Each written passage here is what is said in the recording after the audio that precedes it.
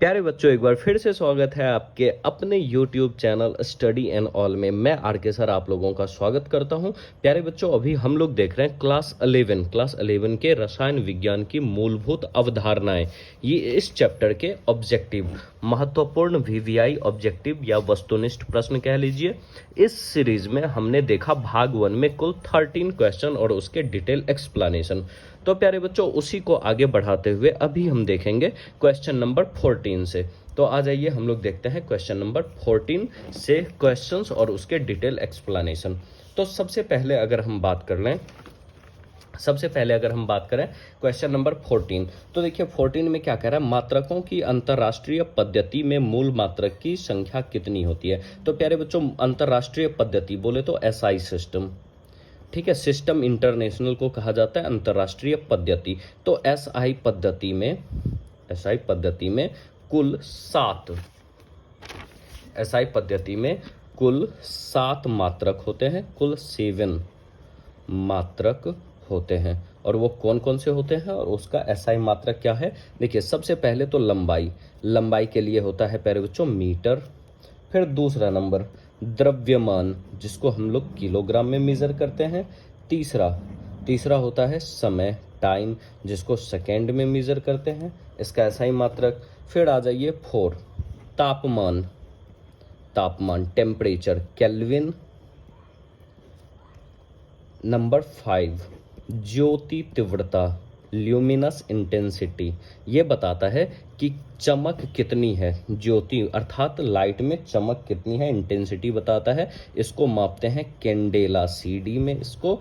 फिर नंबर 6 पदार्थ की मात्रा, अमाउंट ऑफ सब्सटेंस, पदार्थ की मात्रा, जिसको मेजर करते हैं मोल में। और आखिरी ये होता है आपका विद्युत धारा, इलेक्ट्रिक करंट, और इलेक्ट्रिक करंट को मेजर करते हैं हम लोग एम्पियर में। तो ये देखिए कुल 7। तो इसका करेक्ट ऑप्शन हो जाएगा प्यारे बच्चों ऑप्शन नंबर डी, 7। अब आ जाइए क्वेश्चन नंबर 15। क्या कह रहा है, किसी तत्व का वह सूक्ष्मतम कण जो रासायनिक अभिक्रिया में भाग लेता है किंतु स्वतंत्र अवस्था में नहीं रह सकता है। तो प्यारे बच्चों, जहां तक आपको पता है कि रासायनिक अभिक्रिया में किसी भी तत्व के परमाणु पार्टिसिपेट करते हैं, मतलब परमाणु भाग लेते हैं। और ये परमाणु ही होते हैं जो स्वतंत्र अवस्था में नहीं पाए जाते हैं, क्योंकि परमाणु समूह बना करके अणु का निर्माण करते हैं और अणु स्वतंत्र अवस्था में पाया जाता है। तो इसीलिए इसका करेक्ट ऑप्शन हो जाएगा ऑप्शन नंबर सी, परमाणु। अब आगे आ जाइए, क्या कहता है, मोलरता को प्रदर्शित करते हैं। तो देखिए मोलरता को प्रदर्शित करते हैं प्यारे बच्चों। मोलरता के लिए फॉर्मूला होता है कैपिटल एम, और मोलरता होता है किसी भी पदार्थ में मोलों की संख्या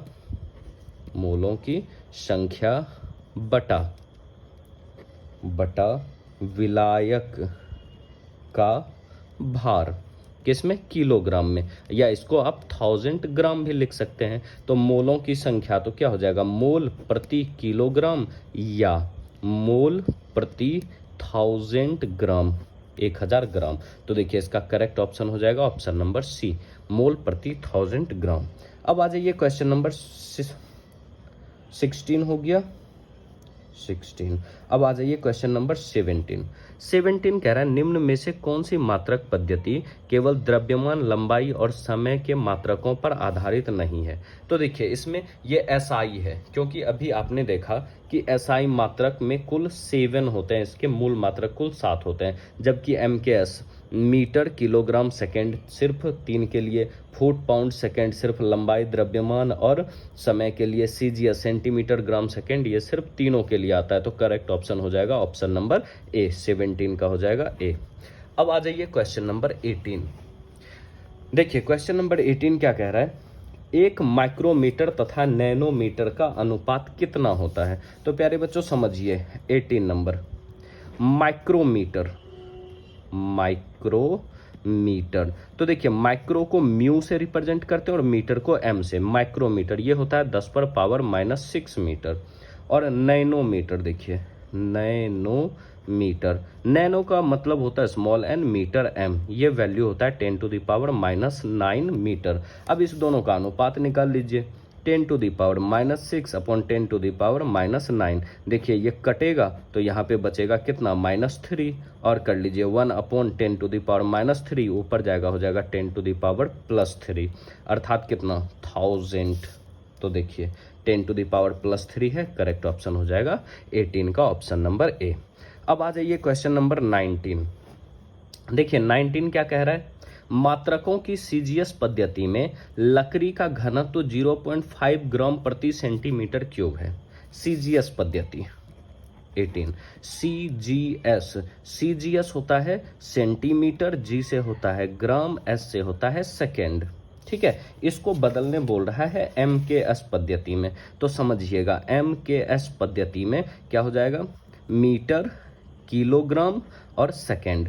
तो आपको क्या करना है, सेंटीमीटर को मीटर में बदलना है और ग्राम को किलोग्राम में। तो देखिए सेंटीमीटर से मीटर में बदलने के लिए क्या करते हैं, सेंटीमीटर से मीटर में बदलने के लिए हम लोग क्या करते हैं प्यारे बच्चों, 100 से भाग देते हैं, तब ये होता है मीटर। उसी तरह ग्राम से किलोग्राम करना हो तो क्या करते हैं, किलो, ये ग्राम में 1000 से भाग दे देते हैं तो ये बन जाता है किलोग्राम। तो अब देखिए आपको क्या बोल रहा है, 0.5 ग्राम प्रति सेंटीमीटर क्यूब को बदलना है किस में, किलोग्राम प्रति मीटर क्यूब में। तो देखिए इसको अपन ऐसा लिख सकते हैं 0.5 ग्राम अब बटा सेंटीमीटर गुना सेंटीमीटर गुना सेंटीमीटर। तो अभी देखिए ग्राम को किलोग्राम में करने के लिए 1000 से भाग देंगे तो क्या हो जाएगा 0.5 बटा 1000। फिर सेंटीमीटर को मीटर में बदलने के लिए क्या करेंगे, 1/100 गुना 1/100 गुना 1/100। इसको अगर आप सॉल्व करिए तो देखिए आपको क्या मिलेगा, 0.5 बटा 1000 इंटू 100 इंटू 100 इंटू 100। इसके बदले में नीचे और 10 कर लीजिए। देखिए 1 2 3 4 4 0 कैंसिल कर लीजिए, कर लिए। 5 इंटू 100 इक्वल टू 500 केजी प्रति मीटर क्यूब, ये हो जाएगा आपका आंसर। देख लीजिए 500, इसका मान कितना हो जाएगा प्यारे बच्चों, 500 केजी प्रति मीटर क्यूब। अब आ जाइए क्वेश्चन नंबर 20।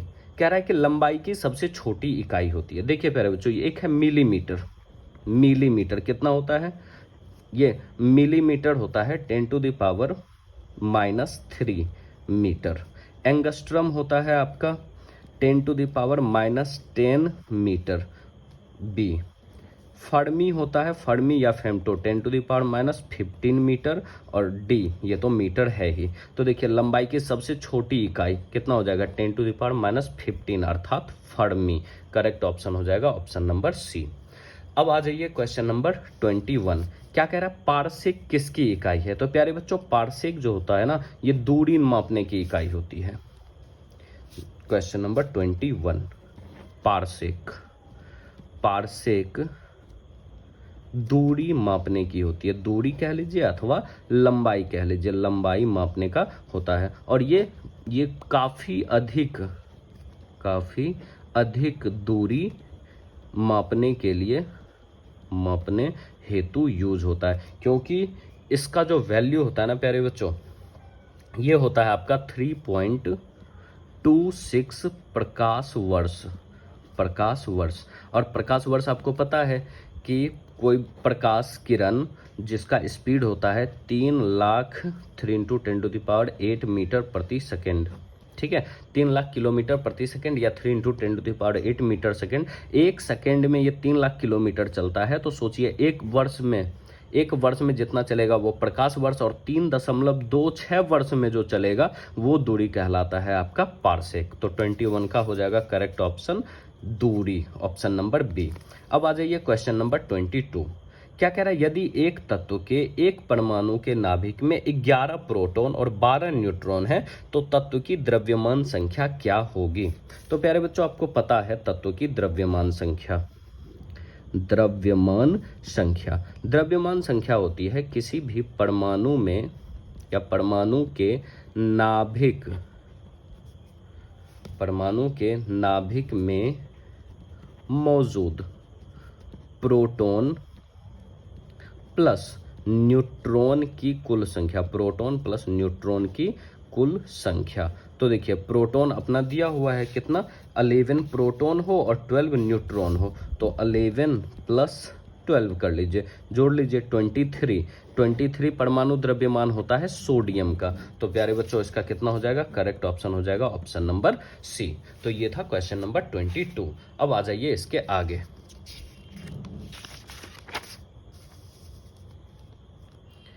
देखिए क्वेश्चन नंबर आ जाइए 23। क्या कह रहा है, निम्न में से कौन सा विकल्प गलत है। 23 देखना है कि कौन सा ऑप्शन रॉन्ग है। क्या कह रहा है, नाभिक के अंदर प्रोटॉन और इलेक्ट्रॉन की उपस्थिति के कारण परमाणु विद्युत रूप से उदासीन होता है। सबसे पहले तो देखिए हमने बोला नाभिक में क्या मौजूद होता है प्यारे बच्चों, प्रोटॉन और न्यूट्रॉन। यहाँ क्या कह रहे हैं, नाभिक के अंदर प्रोटॉन और इलेक्ट्रॉन की उपस्थिति के कारण परमाणु विद्युत रूप से उदासीन होता है। अगर यहाँ नाभिक नहीं रहता, अगर रहता परमाणु के अंदर प्रोटॉन और इलेक्ट्रॉन की उपस्थिति के कारण परमाणु उदासीन होता है, तब ये सही रहता। लेकिन नाभिक में पाया जाता है प्रोटॉन और न्यूट्रॉन, तो पहला ही स्टेटमेंट गलत है। 23 का हो जाएगा ऑप्शन नंबर ए, क्योंकि ये पहला ही ऑप्शन गलत है। ठीक है, चलिए ये हो गया 23। अब आ जाइए क्वेश्चन नंबर 24। क्या कह रहा है, वह कौन सी प्रक्रिया है जिसके द्वारा किसी गैस को ठोस में बदला जा सकता है। समझिएगा 24, गैस को डायरेक्ट ठोस में, गैस से ठोस में। तो गैस से ठोस में बदलने का जो सीधी प्रक्रिया होती है प्यारे बच्चों, वो कहलाती है निक्षेपण। वो क्या कहलाता है, निक्षेपण कहलाता है। तो अब समझिएगा कि ये निक्षेपण क्या होता है। तो समझिए निक्षेपण यह एक उष्मागतिक प्रक्रिया है, उष्मागतिक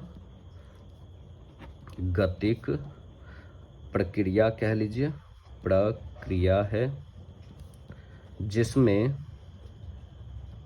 जिसमें कोई गैस ठोस बन जाती है, जिसमें कोई गैस ठोस बन जाती है। जैसे कपूर के गैस को ठंडा करेंगे ना, कपूर के गैस को ठंडा करने पर वह ठोस हो जाता है, कपूर के गैस को ठंडा करने पर वो कैसा हो जाता है प्यारे बच्चों, ठोस हो जाता है। ये हो गया क्वेश्चन नंबर 24। अब आ जाइए क्वेश्चन नंबर 25। कह रहा है निम्न में से किस तत्व में अधिकतम परमाणु त्रिज्या है। देखिए जिसमें परमाणु की संख्या जितनी अधिक होगी उसमें कक्षा उतना अधिक होगा, और जिसमें जितना अधिक कक्षा होगा उसमें उतना अधिक त्रिज्या होगा। तो अपने पास कौन कौन सा है, सोडियम, पोटेशियम, कार्बन, नाइट्रोजन। देखिए question number 25, sodium, potassium, carbon और नाइट्रोजन। तो अगर आप ध्यान से देखिए तो सोडियम का 11 होता है, पोटेशियम का 20 होता है, कार्बन का 6 होता है, नाइट्रोजन का 7। तो पहले कक्षा में 2, फिर 8, फिर 1। यहाँ देखिए 2 8, 8 2 10, 8 18, 2 20, फिर 2 और 4, फिर 2 और 5। देखिए इसमें 3 कक्षा, इसमें 4 कक्षा, इसमें 2 कक्षा और इसमें 2 कक्षा। तो जिसमें जितना ज़्यादा कक्षा, नाभिक के बाद 4 कक्षा, 1 2 3 और 4। तो देखिए इसी की त्रिज्या सबसे अधिक होगी ना, तो इसका करेक्ट ऑप्शन हो जाएगा के, अर्थात पोटेशियम। ठीक है प्यारे बच्चों, ये हो गया पोटेशियम। अब आ जाइए अगला सवाल। क्या कह रहा है, भारी जल का अनुभार क्या है। Question number 26। भारी जल होता है D2O। अगर इसका नाम देखें तो होता है ड्यूटीरियम ऑक्साइड। ड्यूटीरियम प्यारे बच्चों आपको पता है हाइड्रोजन के 3 समस्थानिक होते हैं, प्रोटियम, ड्यूट्रियम और ट्राइटियम। ये जो ड्यूट्रियम होता है ना, डी, ये होता है हाइड्रोजन जिसका परमाणु संख्या 1, परमाणु द्रव्यमान 2। तो देखिए एक हाइड्रोजन अर्थात डी का 1 और 2 होगा, एक ड्यूटेरियम का परमाणु द्रव्यमान 2, तो 2 ड्यूटेरियम का कितना हो जाएगा, 2 × 2 प्लस ऑक्सीजन का 16, तो 2 दूना 4 प्लस 16 अर्थात कितना, 20। तो भारी जल का अनुभार कितना हो जाएगा प्यारे बच्चों, 20 हो जाएगा। अब आ जाइए अगले क्वेश्चन में 27 क्या कह रहा है, निम्न में से कौन पारा का मिश्र धातु है। तो प्यारे बच्चों समझिएगा, ये जो पारे का मिश्र धातु होता है, पारे का मिश्र धातु, और आगे भी आपको काम देगा, ये बहुत ही इंपॉर्टेंट चीज है। पारे का मिश्र धातु अमलगम कहलाता है। क्या कहलाता है, अमलगम कहलाता है। गांठ बांध लीजिएगा इस चीज को।